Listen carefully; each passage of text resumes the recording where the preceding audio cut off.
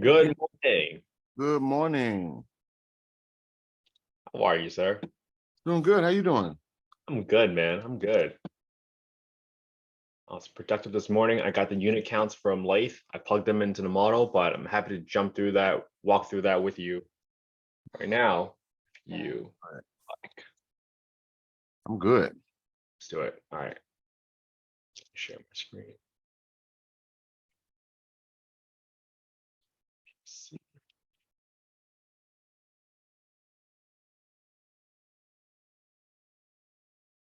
Oh, can you give me screen sharing here? Oh, yes, sir.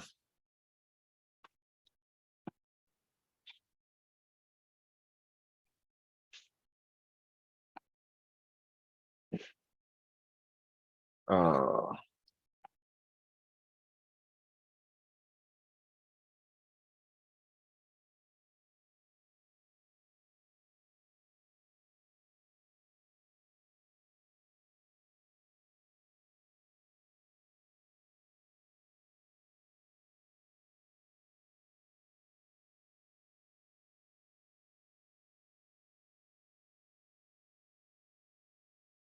where's my, there we go. Got it. Screen share.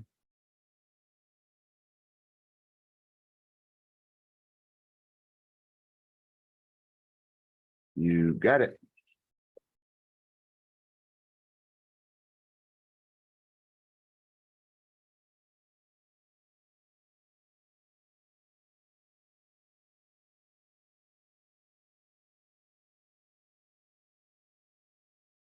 Okay. So, all right. So here's what I've done so far. Okay. I've taken your first model Oh, we're and live on YouTube. okay, cool, no problem.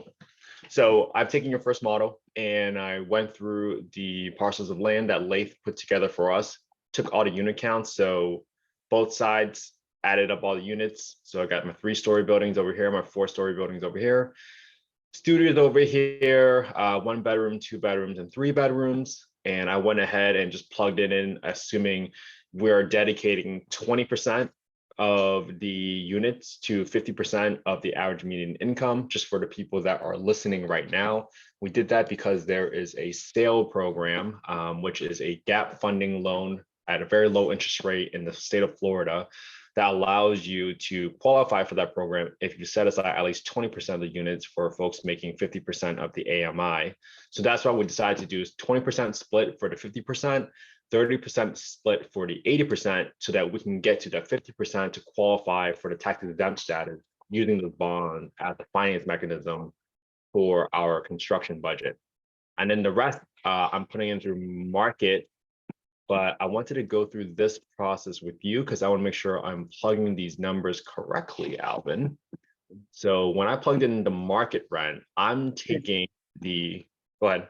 Before you go forward, perfect spot right there. Go down a little bit more and let's look at that Novogradac table. Yep. So for our listeners, what we're doing is we're developing an apartment complex, Odessa, Florida. Kent just said that we've got a SAIL program, SAIL, in the state of Florida that Governor DeSantis just put out. It's an initiative to promote more workforce housing. And so when we look at workforce housing, what we are doing is, Kent just mentioned 20% of the units are set aside for people that make 50% of the area median income. And so I'm gonna give you some real easy numbers. We got the chart right here that shows us what the 50, 60, and 80% rents are and the 100% rents are. But as an easy math, if we've got $100,000 AMI, somebody that's making 80% of that makes $80,000. Somebody that makes 60% of that or 50% of that makes $50,000. The rule of thumb, I remember a long time ago, my mom used to tell me, Alvin, when you get your first apartment, you don't go ever rent an apartment that costs more than 25% of how much you make. That was back in the day. Today, those standards are 30% of what you make. And so HUD sets the standard kind of for that, fair market rents and et cetera. So if you make $50,000 a year, 30% of that is $15,000 a year, divided that you can pay towards housing. Divided by 12, that's $1,250 a month. And so if you've got a person in the 50% income bracket at $100,000 and their rent for a 3-bedroom unit, you can see on this chart, would be set at $1,117. Well, they can afford that because 30% of their rent is $1,250. Now let's just assume that that same tenant that makes $50,000 a year, they need a 4-bedroom or they need a 5-bedroom. It's $1,296 and the rent is $1,250, the max that they can pay. That potential tenant that makes $50,000 a year could literally go to the housing authority and get a Section 8 voucher to make up the difference of their rent. That's not always the case, but that typically that's what could happen. And so in the event that that does happen, a lot of people think that we lose money on these rents. Well, if that particular tenant went and got a Section 8 voucher, that Section 8 voucher would actually pay market rent. So the market rent for that 4-bedroom unit is not $1,207, is actually $2,415. So what would happen is that tenant would pay their 30% and the Section 8 voucher would make up the difference. Almost $1,000 difference if you accept the Section 8 vouchers there. Now, the underwriting does not allow us to count that Section 8 voucher rent because it's not dedicated to this property. So we have to underwrite it at the 50 or 60% rent. And if we're able to get a tenant with a Section 8 voucher to come in and pay that market rent, then all that does is help our underwriting. So we're not losing a penny by having a Section 8 tenant. But if you don't have a Section 8 voucher, you're setting those units aside for that person that makes that 50% rent. I just wanted to cover that because a lot of people think that Section 8 causes us to lose money. And it does not. But what we do, this is not a Section 8 property. This is just a market, a workforce housing deal where these units are set aside for people that make that income bracket. They're not always Section 8 vouchers available too, right, Ken? Because there's 7, 8, 9, 10-year wait list in some markets. Exactly. And I think that's a question I wanted to pose to you, Alvin, right? For the audience members to really learn, well, can't you just, you can't put it into your underwriting, but chances are there are plenty of people on the waiting list. So would one of the ways that you would try to get those above market rents, above the 50% AMI rents is by going to your local housing authority, Alvin, and saying like, hey, we got all these units. Who do you have? Does anybody need a unit? We are building units now. Would you say that's a fair statement? Absolutely. Oh, yeah. Especially in that market where the area median income is so high, your Section 8 tenant probably will, and so you can still have standards set in for qualification. So what would that look like in a property like this so that you feel like you're not, and I'm being careful how I say this. Everybody wants the tenant that makes the $50,000, but what about the lady that makes the $20,000 that needs that same unit? The way you have your qualification set up is that tenant needs to make 2.5 times their portion of the rent. So that same tenant at $1,207, he could afford to pay $1,250. 2.5 times that rent, 1,250 times 2.5 is $3,125 a month.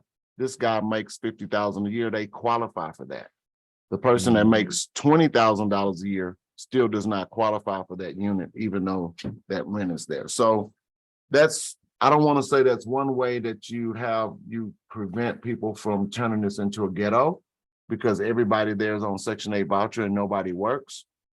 And so you have those, because that's what everybody's concerned about. What happens if all these people move in with Section 8 vouchers and they don't have any rent, but I'm getting all my money and it turns this into a place where nobody else wants to live? Well, you have those situations where they still have to qualify based on income, even though they do have a Section 8 voucher. And so it prevents you from having a situation like that. That's beautifully said, Alvin.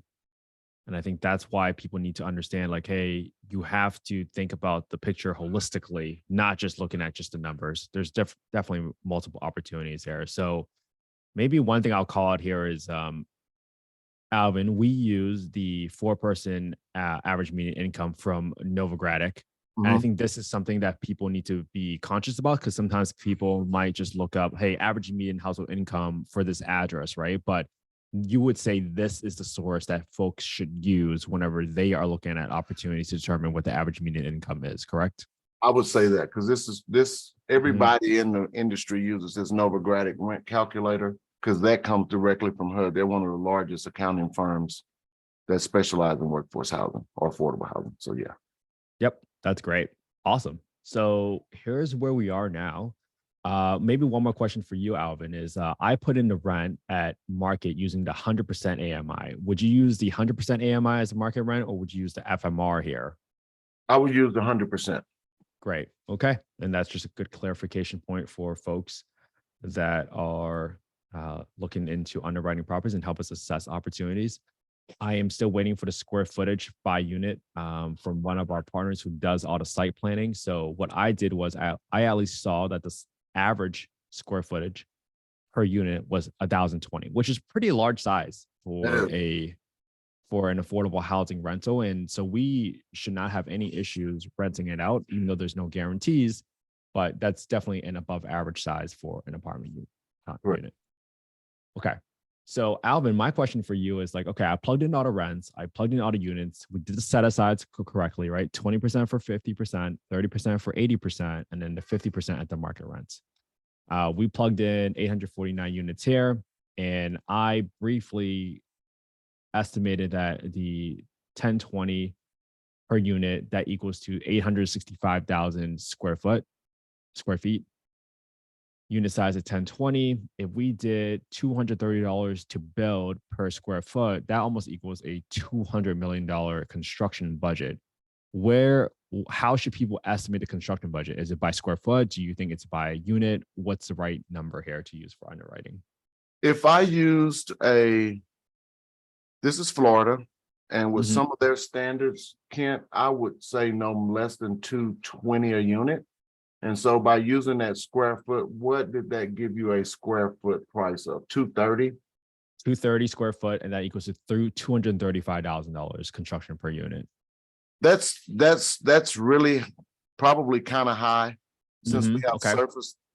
surface parking. Oh, that's a good point. We don't have any underground parking. We've got more than enough room for that. I bet you we would be somewhere. Let's use a number of a construction square foot right now, Kent, of $200 a square foot. $200 a square foot. That's going to get us to 204 per unit. Let's try that for now. Okay. All right. Sounds good. Our tip, what I have seen, we've got hard bids now for Wisconsin Mhm. of $163 a square foot, and that's with underground parking. Got it. And can you just And clarify for the listeners, like, what does hard bid mean? I want to make hard sure. bid is our general contractor has taken our blueprints, submitted those blueprints to all of the building trades that's going to work on this project, and we've got hard cost numbers. And so we're not speculating on that. So we've got a hard cost number, including a contingency of about 4%, I believe it is. And that's $163 a foot. And again, that's also with underground parking. Now that underground parking is almost $20,000 per car.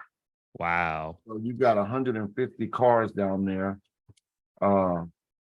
You got $3-4 million worth of underground parking facilities that if you took off of that construction number, which would lower our cost per square foot, probably close to $140 a foot. Wow. Underground parking is expensive. It is expensive. It's cheaper than I don't know if it's cheaper than, because I haven't compared the pricing, but they're telling me that the wrap buildings that have the 4-story parking garages, that those are somewhere between 28 and 32,000 per car. That's what I've heard. I haven't gotten any hard bids on that, so it's not as expensive as the other, but yeah, parking. Okay. All right. That's awesome. How about do we want to get into the weeds here and look at the construction for the 2 commercial properties on this property? What do you think? I don't think so, because I think Okay.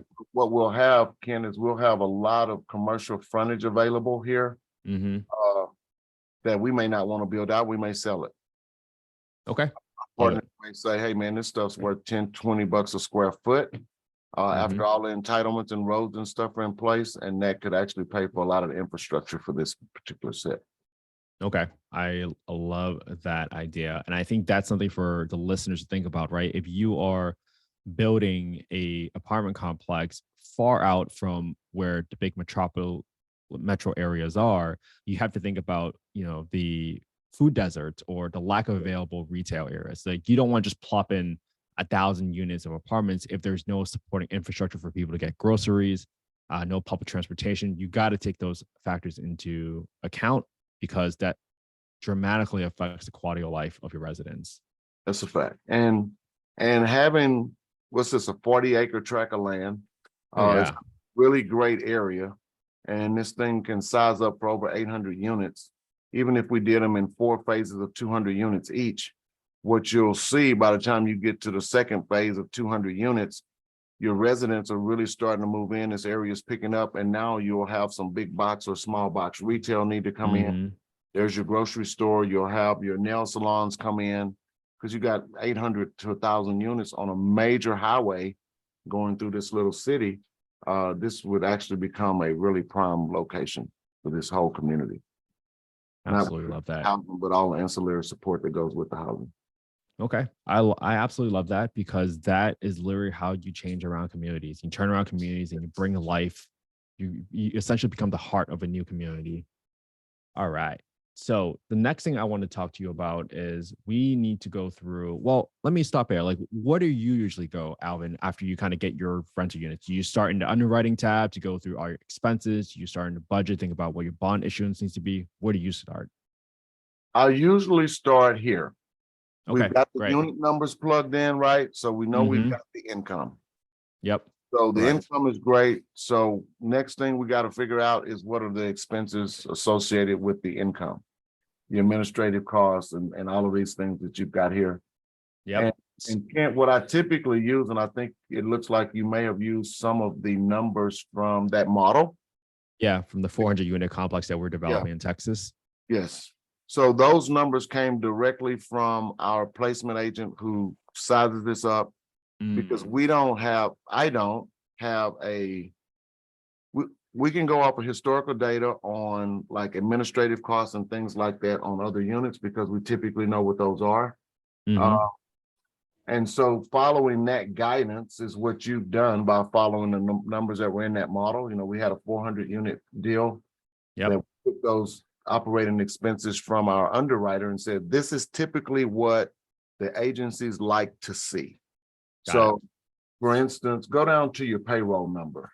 Yeah. So just so everybody knows, like, right, this is how you bring value to someone with as much experience as Alvin. It's like, hey, when you get some information, you can just leverage and have some general assumptions to launch this conversation.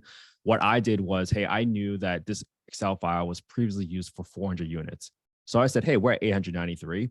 Let me assume it's about 2 to 2.25x, whatever the expenses are, just so we can have a conversation and we can always back and adjust off, but this at least helps you have a conversation to begin with and just talk through whether or not these numbers actually make sense. So where did you want to start, Alvin? Okay. With the manager, the tab. Got it. There you go. Manager. So typically that total, that 663, Mm-hmm. what our underwriters like to see for payroll is somewhere between $1,200 and $1,450 to $1,500 per unit. And so it's real easy to get there if you think about one person per 100 units on the inside and one person per 100 units on the outside. So you got 800 units. Do we need 8 people on the inside of an office with 800 units? Well, we'd take the one person per 100 was before a lot of technology, was before COVID, was before virtual events and virtual tours, property Mhm. tours. You needed leasing agents and all of that. I'd probably say we need 5 people on the inside of this property. So you've got a manager that's operating a $200 million asset is probably going to make somewhere close to 80 or 90,000 bucks. So I see you got 90 for the assistant manager. I would put that for the manager. I'd probably 9,000. put Okay. for the assistant manager somewhere about 65,000. So Got it. So what I originally did was I thought, hey, we keep one manager, but we probably need to double up on another assistant manager. So this is like great conversation right now. and that's a really good approach. Mhm. If in that situation, essentially what you're gonna have would be 3 strong managers. Then you're gonna have a Mhm. strong manager and 2 good assistants, right? Yep. Which 6 in one hand, half dozen in the other. All we did Mhm. was flop those numbers around at 90 and 65. You had 65 and 90 for 1 and 2 people. That's a great analogy Got it. of how we can get there. And so this underwriting piece is science. This is the part where we can make our work really well, and we need to be able to explain it as long as our numbers match kind of historically what the underwriters want to see. I think that's such great guidance, Alvin. And I think for people listening right now, you just got to think about put your position in like, hey, if you were the owner of this property, how would you run it? Like, you just got to apply some common sense sometimes and think about, well, 1 strong manager, 2 assistants, that can make everybody's life a little bit easier, right? There's a career path for everybody, and you're giving the manager enough support so that they can focus on higher level items and they have the right team in place to help them with other tasks like leasing and et cetera. So we're gonna go 60,000 for each assistant manager and multiply I'd that stay by at 2. 50. I'd stay at 50 if you're gonna do that. Okay, I love it. Let's 2 do at 50. 50. And we are talking, what's the area median income in this area? 87,000. So we've got 89,000, 89,400. okay. So and then you've got a manager that's kind of right there at that. That's good. And why would we pay an apartment manager 90,000 bucks a year? Can take that down to 70 with 2 strong managers. Or with 2 strong assistants. Okay, Okay. take the assistant down to 70. Originally, we have 45,000 times 2. You can leave those at 50. Leave them at 50. Okay. See where we wind up. Okay, and then we've got we're gonna need 2 let's do we need 2 leasing. I see you've got that. That's at what I 50? actually made I think you had 2 leasing at 70,000. So I multiplied by 5. So that's really going to get you to leasing times 3. So you almost have 3 leasing folks. Perfect. Okay. Leasing times 3. Boom. You have 2 assistants, 45 each. Senior maintenance, 2 senior maintenance guys. Yep. 60,000 a piece. Yep. You got an assistant, 2 assistants. 2 assistants, 3 leasings, 2 maintenance and porters, and then whatever benefit you had there, I just multiplied by 2 as well.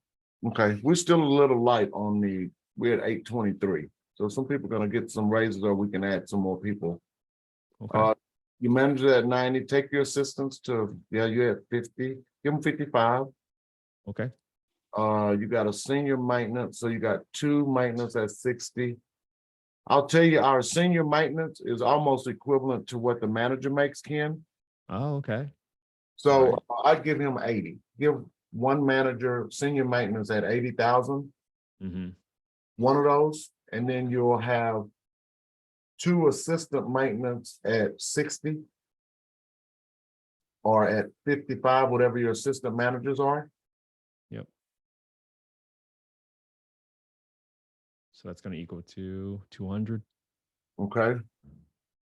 110 senior maintenance. Yep. No, how many of those? We got 1 senior maintenance plus 2 Take them lighter senior. take them to 55. 55. You got it. You want to line it up with the assistant manager. Got it. Yeah.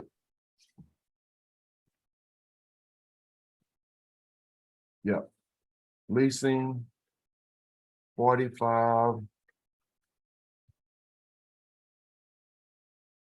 Can't make your leasing 3 times 45. 3 times 45.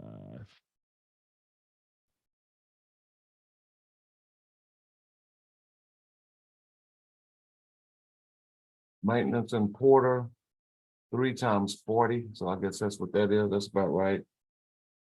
And then benefits would probably total 21% of all of those.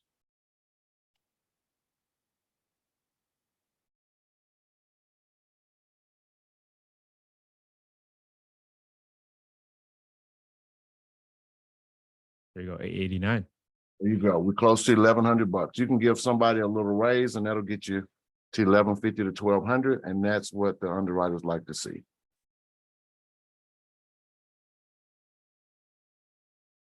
All right, love that. And so just knowing those nuances like that, when we send this to our lender, they know that we have really, oh, these numbers really do work. And so by putting the expenses in, we got the rents in, and then Kent, on the admin and those things, yeah, those are pretty good. On your repair and maintenance down below 340, 350 a unit, that's good. Only because these are new units.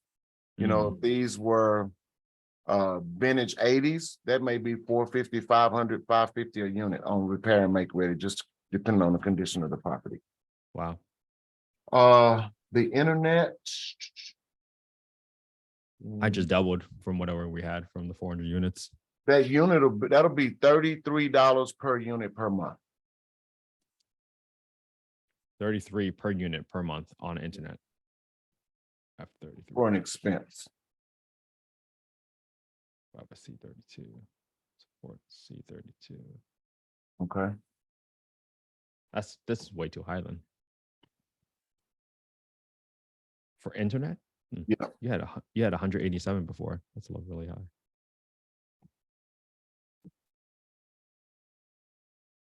$187 divided by 187 divided by 400.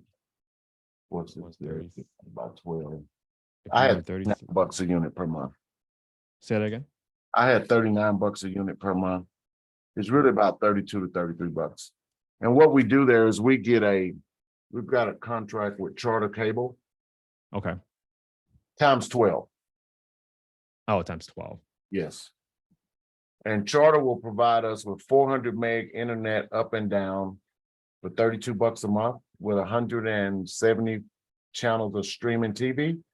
So you don't have to buy cable or anything. Our residents don't. We provide that. But then on the income side of that, we get 75 to 90 bucks for that internet as a charge and as a convenience for the resident.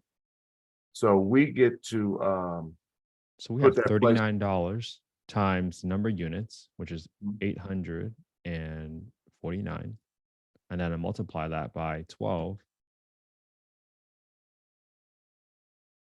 That equals $397,000. Okay.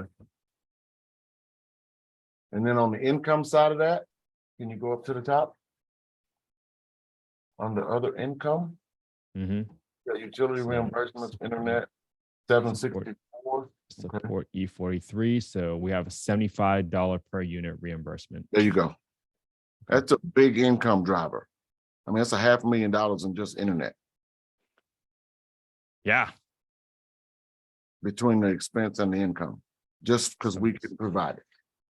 Yeah. And it's a deal for the residents because that package from Charter Spectrum Cable is 150 bucks a month if they picked up the phone and called it themselves.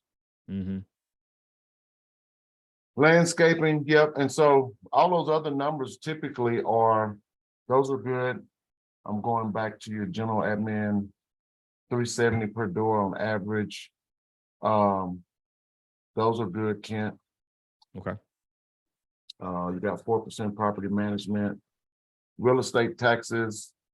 And multiply by 2.25, what you had there, but we could probably go into the county and try to figure out what the actual property tax rates are here. I believe in Florida, we're going to be 100% property tax exempt. Oh. So I'm gonna put that a big fat zero over there. Yeah. Property insurance in Florida, let's make that close to 900 a door. 900 a door. Boom.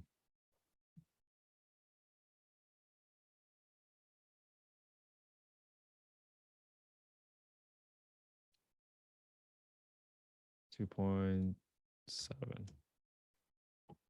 50. I'm gonna leave it at 919 a door if you're okay with that, because Yep. the wind insurance there is kind of getting crazy. Close enough.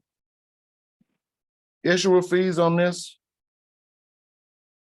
Put $1.5 million. $1.5 million. You got it. No, I'm sorry. Go, you can leave that. That's the annual expense.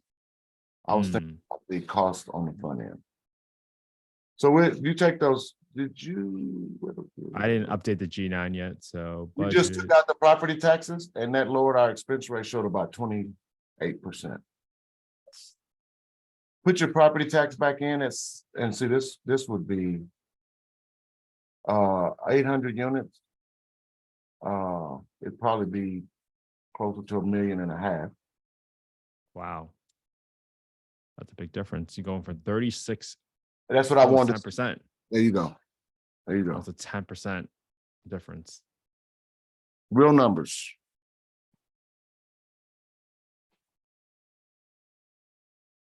Those Love are it.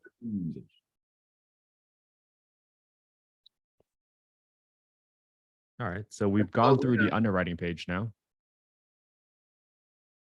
Then what we would do is let's go to your, where's the part of this where we have our capital stack?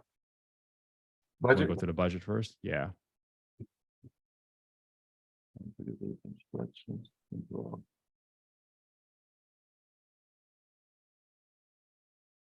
How much interest reserve do we have in here?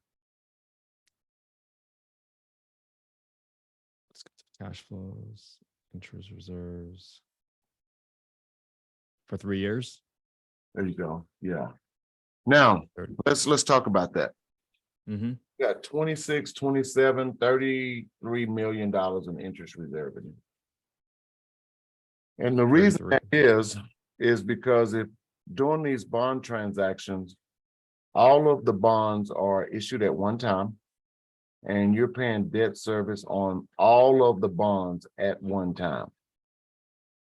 So when I talked about doing 800 units in 4 phases of 200, we would save 2/3 of that interest reserve. So this is the interest reserve you're talking about, the interest expense? That's correct. Because that's 33 million.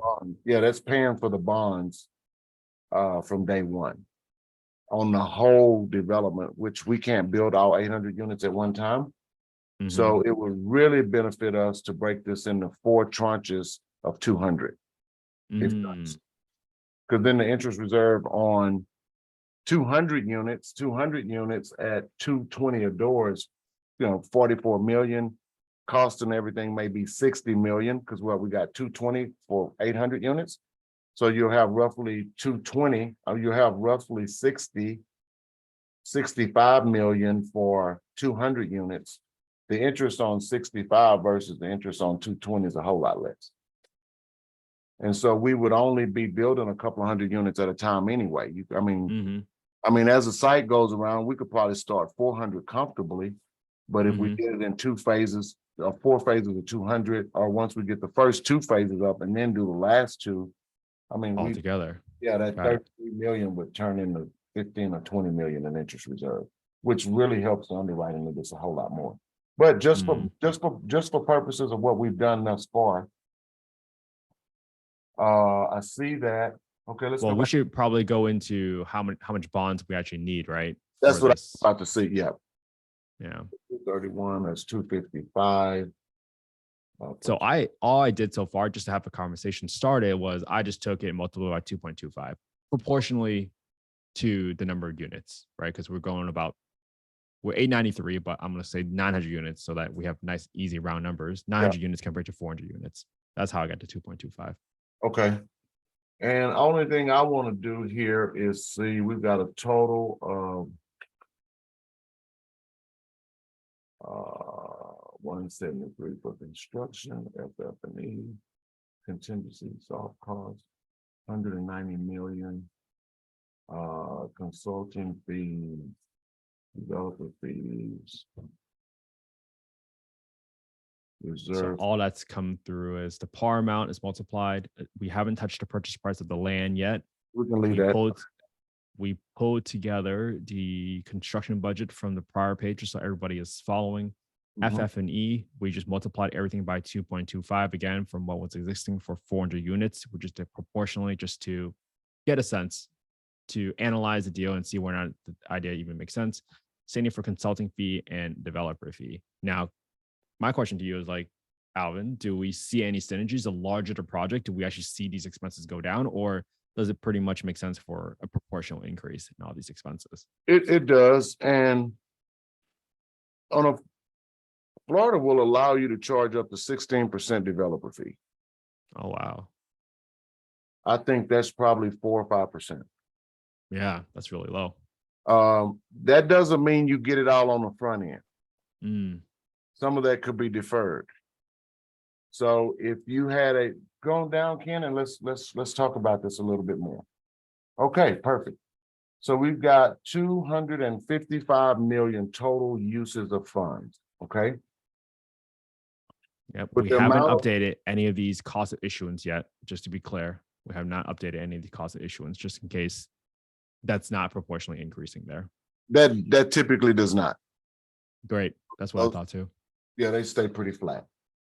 So what you're looking at is we've got a negative 337,000. That means we would putting in, where's our equity contribution of 19,265,000. We are so actually minus the 337, we got 18,900,000 we bring to the table to close. We've got a $16 million developer fee. If we wanted to defer our complete developer fee and make no money at closing, we'd only need $3 million to close. Great point. And just so people are following, right? Equity contribution for the construction, 19 million, developer fee of 16 million. If you defer that, that's what Alvin is saying for the 3 million. That's correct. And so nobody wants to do that. But if you had a $16 million developer fee, I mean, if you had a 16% developer fee, let's just say 231 million times 10% is 23 million. So now going down to your bottom of the capital stack again, and let's see how much equity we would need now instead of having cost of issuance. We had a negative 300,000 that we would need to bring 6 million to the table. You defer that 6 million out of your 23 million, and that's how you get down to a place of zeroing out your cash. And then that developer fee that's deferred is the first thing paid out of the capital stack before any distributions. So after your debt service expenses and all those things are covered at the end of the year or twice a year, you're actually able to take distributions from this development, and the distributions would go towards the developer fee first before anybody else got paid if you deferred your developer fee that way. Got it. And that was assuming a developer fee of 23 million. Correct. For 75,000. Correct. And 10% is pretty standard for the industry. What do you think there, Alvin? Well, on 11%. tax credit deals like that, the developers max it out. They always max it out. On deals like this with the bonds, we typically do see anywhere from 2 to 4%. I have no need to do that because they're doing that from a tax credit perspective, and they get maximum benefit. Their tax credit partners that buy the credits get maximum benefit. And just deferring their developer fee. Sometimes they don't get that developer fee, that deferred piece for 15 years until it's paid out and the property is sold. That could be the first thing paid at that time. So typically it's just a gap filler when you're doing that. Okay. And then for the purposes of us, we use 10% for the developer fee, but you just said 2 to 4%. Should that be multiplied by 2% then, or 4%? Do 4%. Okay. What it looks like. That's good. 9.27. $10 million. Okay. 4.5%. 4.5%. That gets you go. 10.4 million. There you go. Hey, Mr. Camper, I'm on a Zoom call real quick. I haven't forgot about you. Give me a few minutes and I'll buzz you right back, okay? For sure. Okay, thank you. Yeah.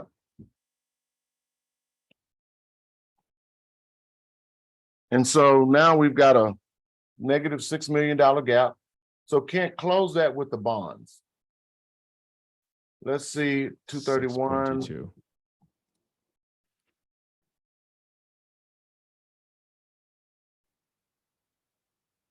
No, 6.25 million. Oh, wait. We gotta subtract it. Yeah.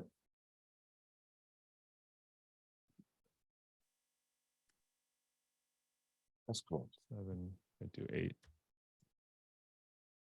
Now you're. That's you perfect. pass. We bring 200,000 to closing. And now, let's go to your underwriting tab. Let's go to your support tab. Let's go to debt service.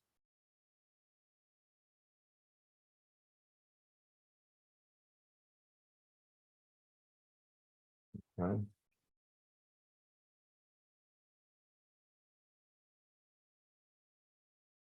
All right, let's go down the page.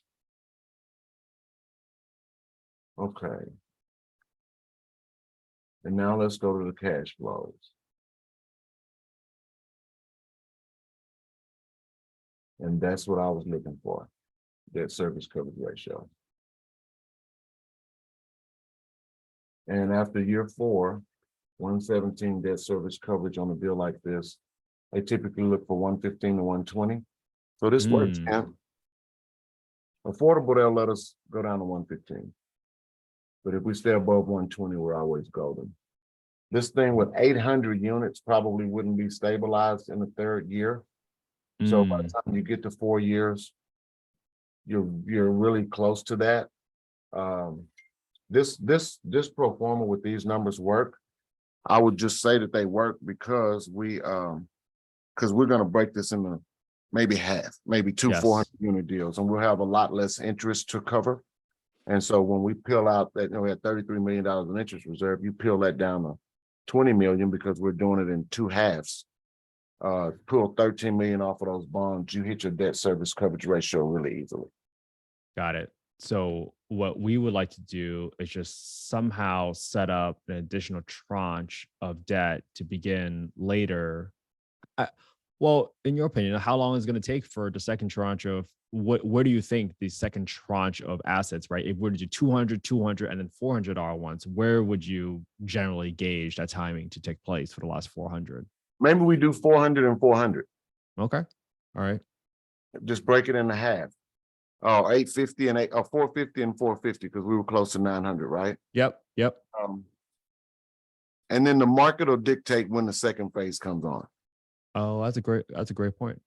You know, I'm sure we'll get a market study. I'm sure that it'll say that community needs 5,000 units of housing, and it'll give us, the market study will give us the absorption rate. So if you build 400 units, this is how long it'll take for those to be filled.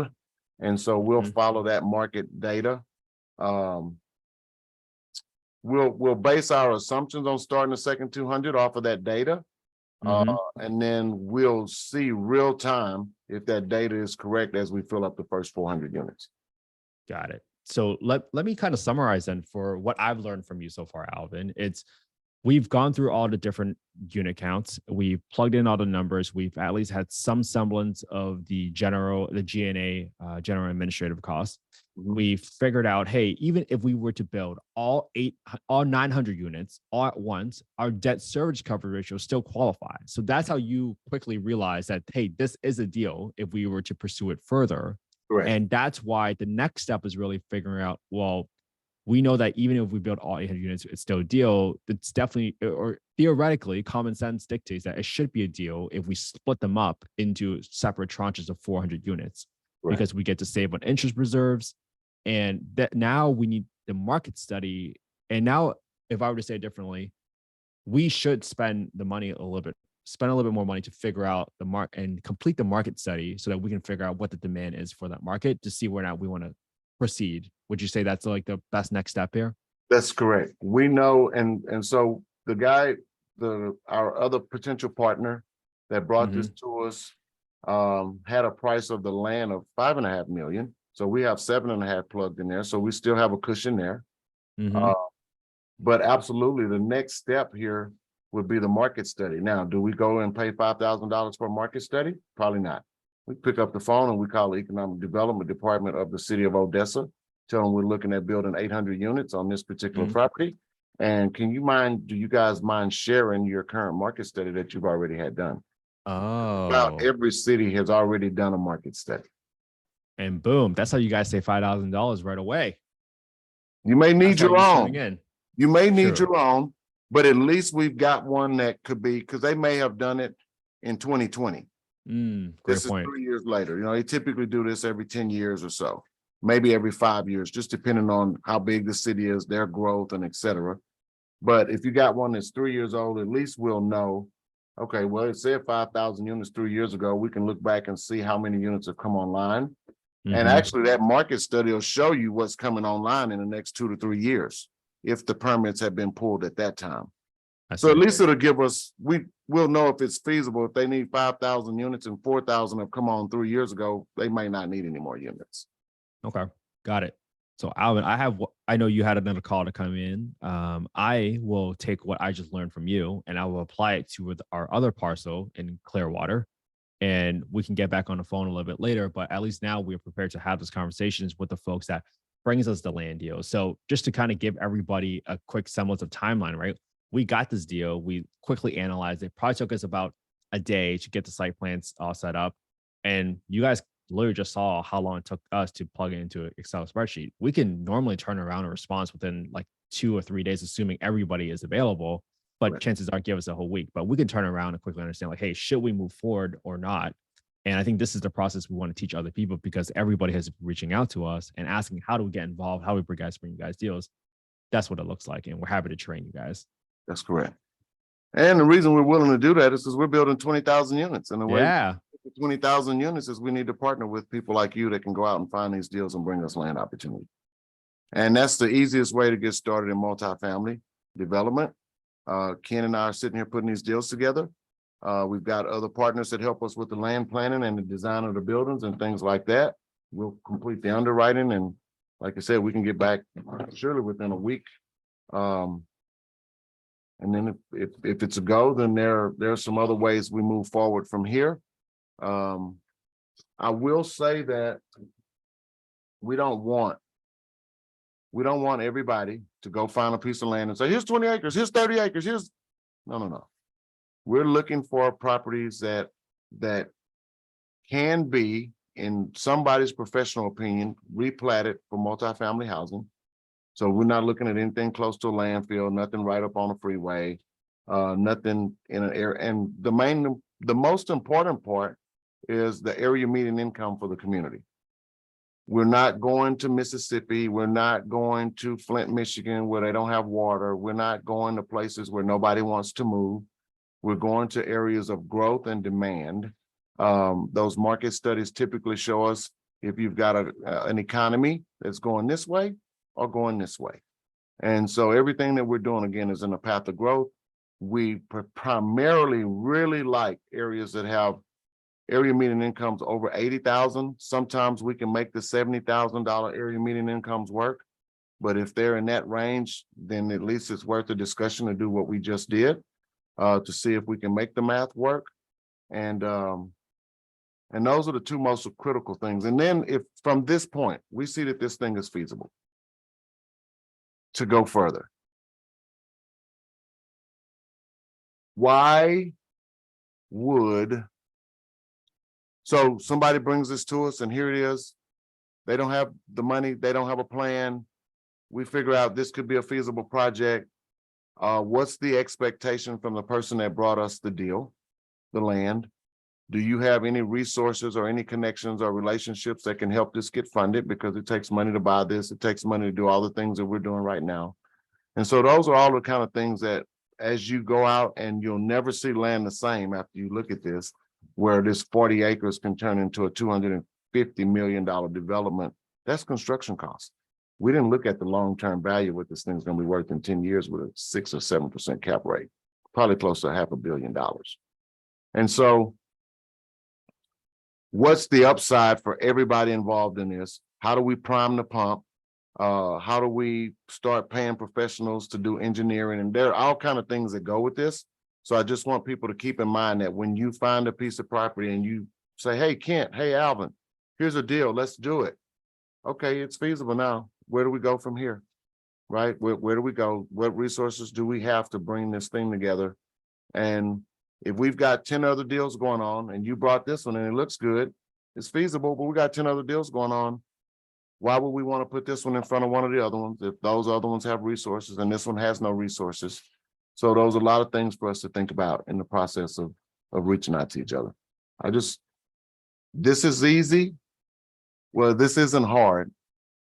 This is very expensive. This costs a lot of money, but this builds a lot of work. You don't have to have the money. You don't have to have the opportunity. You don't have to have the experience, but you may need to have one of those or the opportunity. You don't need all 4 of them, but you will need one of them. And it helps if you have a couple of them. And we can get people to help bring the rest of the team together, rest of the stack. If the deal's right. A good deal always finds the money is what they tell me. Have you heard that, Kent? I heard they just drop from the sky when you have a good deal. That's good.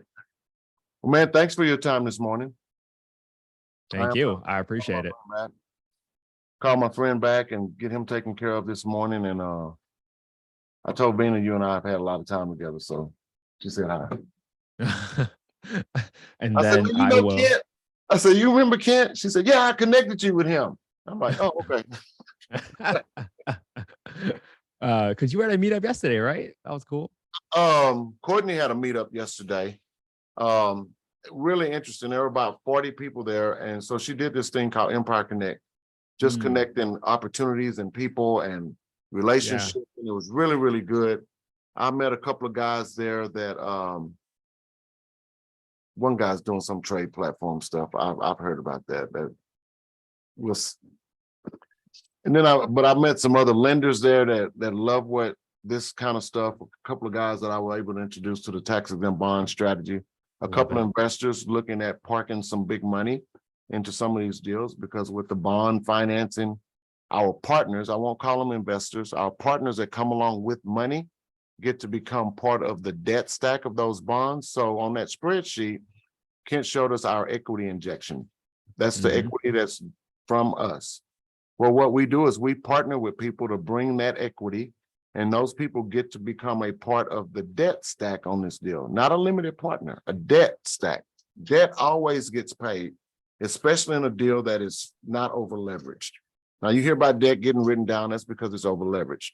You just saw us do a model that shows this thing underwrites really well. We had in year 4, when we're not even stabilized, we got a debt service coverage of 117, and then it went up to 125 or something like that. That debt service coverage means that you've got our lenders look for a minimum of a 115. They like a 125. But what that means is this. Let's assume that your mortgage is $100 a month.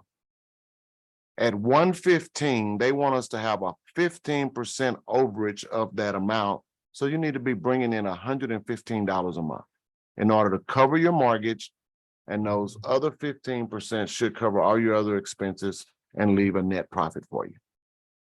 That's why they like to see 125, 130 debt service coverage. If you got 130, that means you're collecting $130 a month, paying your mortgage, and now you got $30 left over to cover your expenses and et cetera.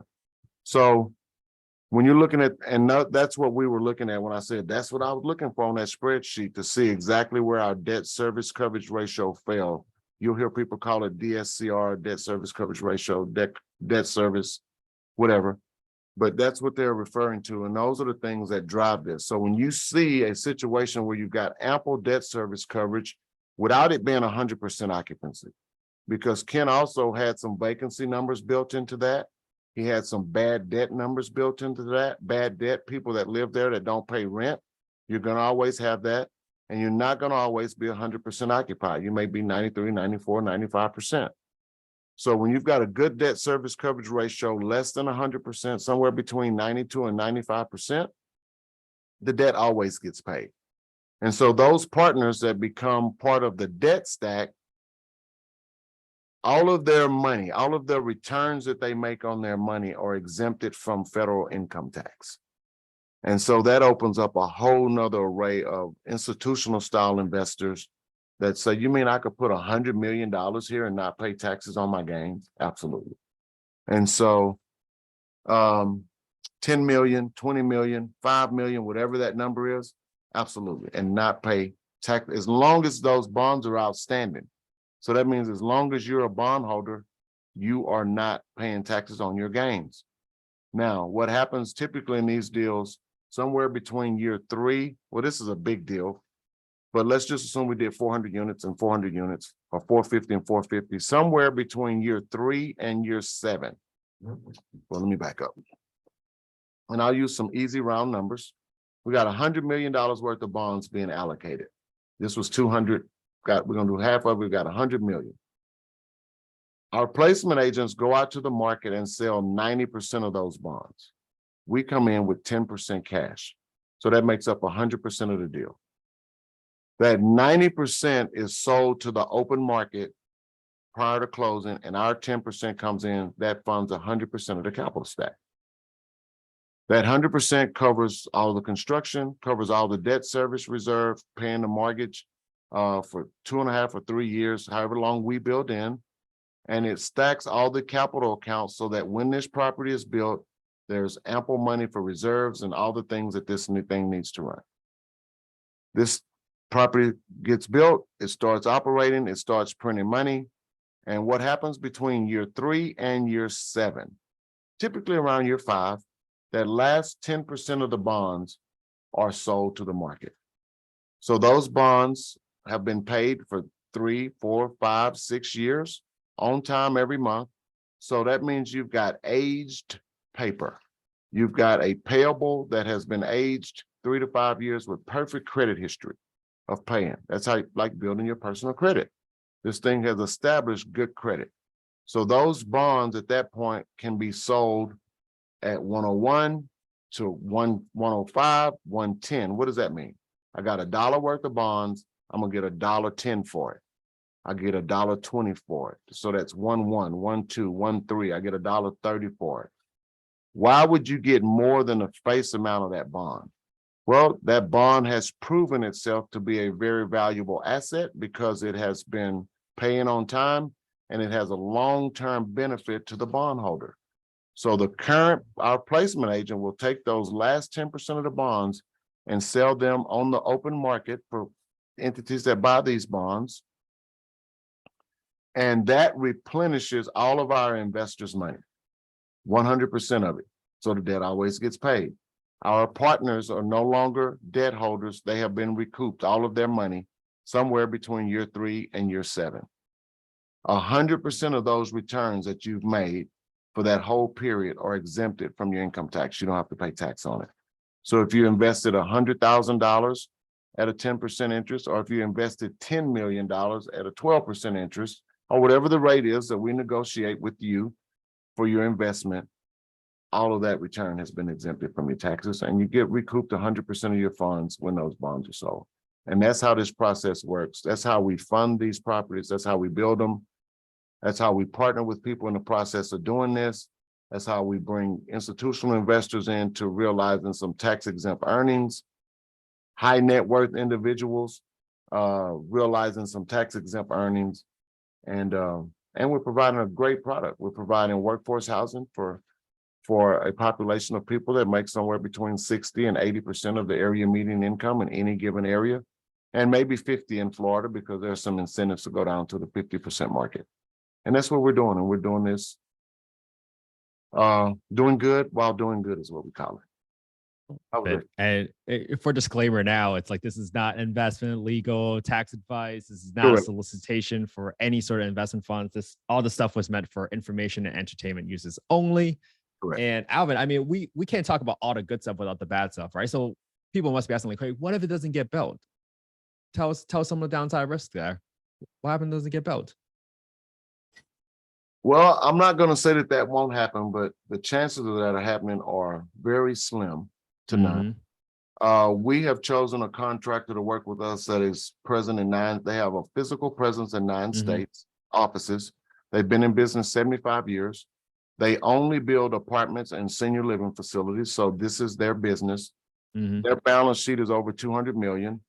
They are bondable up to no cap. Well, I'm not going to say no cap or no top or no ceiling on their bond amount, but they told me that easily $100 million per project is a bond. You know, this one's a little bit more than that. If we did 400 and 400, so that would just be extended. But what that bond means and the performance and completion guarantees that they give us is that they will complete the project, guaranteed.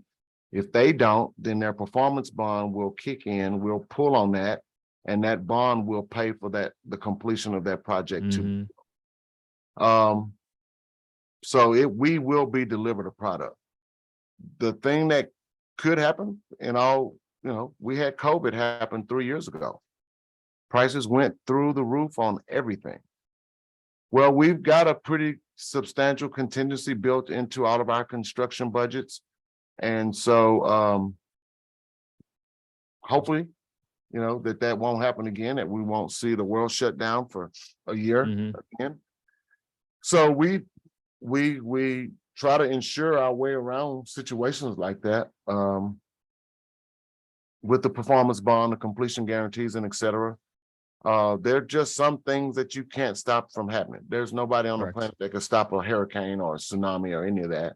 And those things just happen, but we have insurance to protect us against the completion. That's what the performance bonds are. And then we've got surely hazard and liability insurance to protect us against something that's not man-made that can happen. All right. And then the last verse is just like you said it the best. If you build it, will they come? And you can argue that affordable housing is a big crisis in the United States. And that's why we're doing a market study, right? We're not making this up. We have the market study being performed so that we're not making up these numbers. We're not making up the demand. There's actual a third party that verifies that there is demand for this large of a development. That's correct.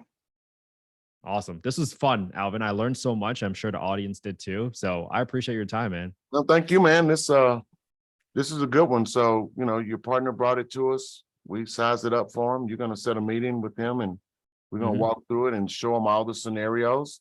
Yeah. And see if we want to go forward with it. All right. Love it. Thanks so much, Alvin. Talk to you soon. Bye. Bye.